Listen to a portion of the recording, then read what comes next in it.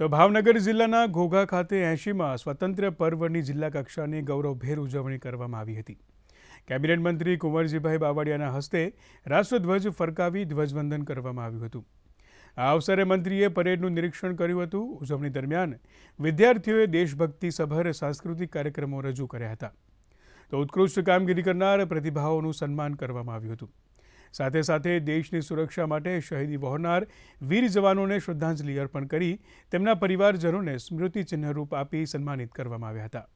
પ્રથમ રાષ્ટ્રગાન સાથે ધ્વજવંદન સાથે જે પોલીસ પરેડ અને પોલીસ પરેડનું નિરીક્ષણ, ત્યારબાદ જે ખાસ કરીને રાષ્ટ્રભાવના ઉજાગર થાય એવા ઉદ્દેશ સાથે વિવિધ શાળાઓના બાળકોએ પોતાના કલાકૃતિઓ રજૂ કરેલી।